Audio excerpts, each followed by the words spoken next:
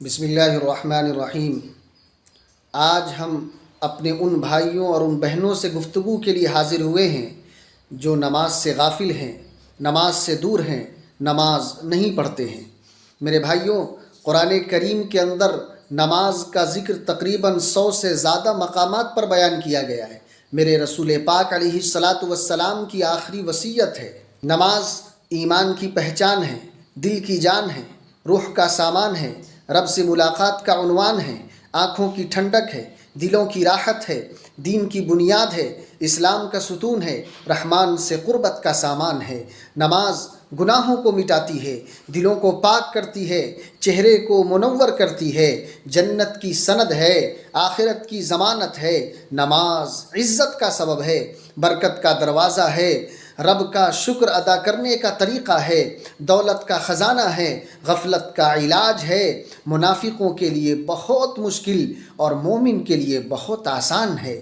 میرے بھائی، جب تم نماز کو اپنے ہر کام اور ہر ضرورت سے پہلے رکھتے ہو تو اللہ تبارک و تعالیٰ تمہاری ضرورتوں کو مقدم کر دیتا ہے، تمہاری ضرورتوں کو پہلے کر دیتا ہے، تمہاری کامیابی آگے کر دیتا ہے، تمہاری حاجتیں پوری فرماتا ہے، تمہیں امن و سکون، سلامتی اور حفاظت عطا کرتا ہے۔ مگر جب تم نماز کو پیچھے اور اپنے کام کو آگے کرتے ہو تو اللہ تعالیٰ تم سے ہر خیر، ہر بھلائی، ہر اچھائی کو پیچھے کر دیتا ہے، ہر توفیق روک لیتا ہے۔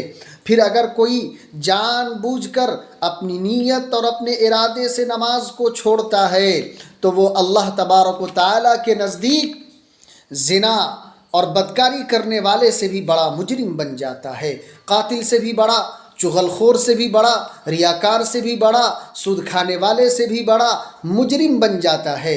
نماز چھوڑنے والے کے چہرے پر بھی تاریکی، نحوست اور اندھیرا ہوتا ہے، اس کے دل میں بھی اندھیرا ہوتا ہے، اس کی زندگی میں بھی اندھیرا ہوتا ہے، اس کے گھر میں بھی تاریکی اور نحوست اور اندھیرا ہوتا ہے۔ میں آپ کو اللہ کا واسطہ دے کر کہتا ہوں، آپ اللہ تبارک و تعالیٰ کے غلام ہو، اپنے کاروبار کے نہیں۔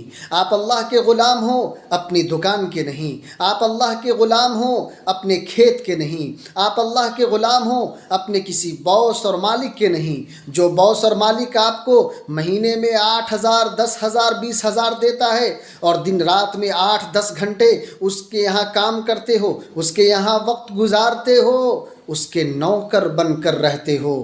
مگر جو رب جس نے آپ کو پیدا کیا، جس نے آپ کی اس وقت بھی ضرورت پوری کی جس وقت تمہاری ضرورت کے پورا کرنے پر کوئی قادر نہیں تھا، تمہاری ماں کے پیٹ میں بھی تمہاری ہر ضرورت کا خیال رکھا، جس نے تمہارے جسم کے اندر کروڑوں کی تم نے کبھی اپنے جسم پر غور کیا ہے کہ اس نے تمہارے جسم کے اندر ہر حصے میں تمہارے پارٹس آف باڈی کو کروڑوں کا بنایا ہے؟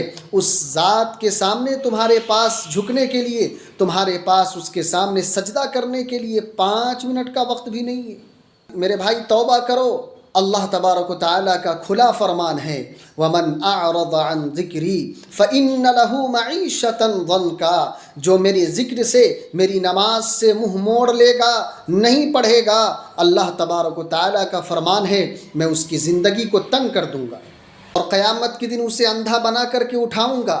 وہ کل قیامت کے دن مجھ سے پوچھے گا، اے میرے رب، میں دنیا میں آنکھ والا تھا، بینا تھا، مجھے اندھا کیوں کیا گیا؟